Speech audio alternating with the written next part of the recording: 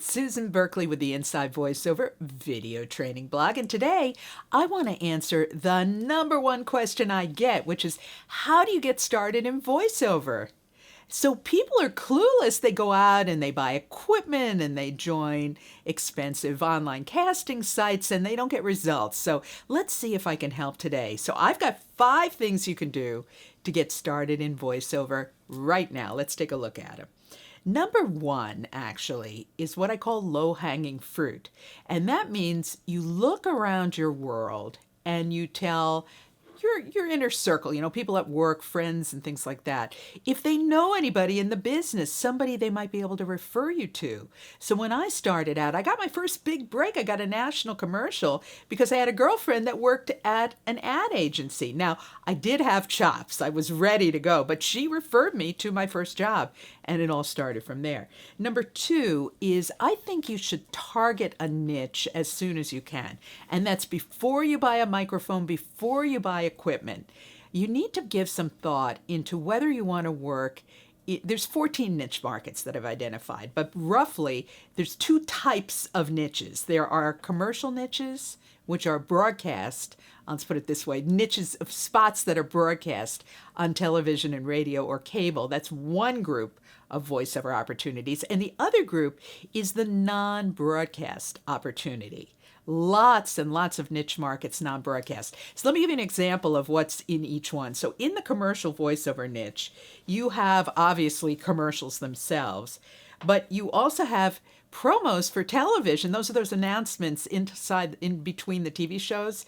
And you have the same thing for radio. That's known as radio imaging.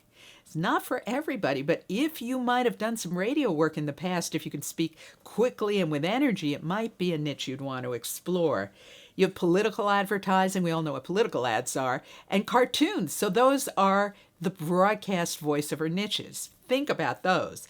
Then, on the other hand, you have the non-broadcast niches, which are e-learning, which is how to teach anybody or to do anything, really, used by corporations, by learning, by education these days. You have corporate audio, which is internal sales and training videos, videos for trade shows and websites and things like that. You have medical narrations. You have phone prompts, which is where I've made my voiceover fortune as the voice of Citibank, and before that, the voice of AT&T. You have video games, you have audiobooks. So those are the non-broadcast niches, right? So the first thing you should do is give some thought into which general area you want to pursue.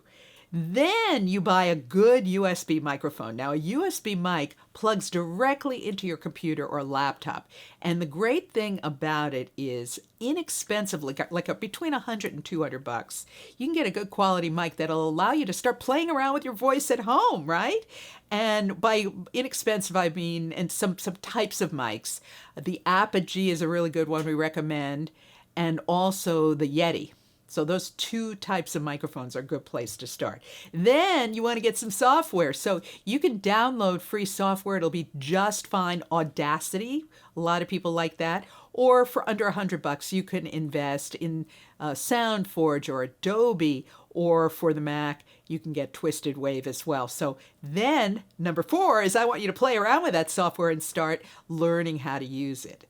And then number 5 is find a great coach. Give us a call. We have a boot camp immersion where you can spend 2.5 days with us, and we will jumpstart your career, teaching you everything from how to perform voiceovers to how to market your services to how to set up your home studio. So those are your options. 5 ways you can get started right now. I'm Susan Berkley. I'll be back next week with more Inside Voiceover.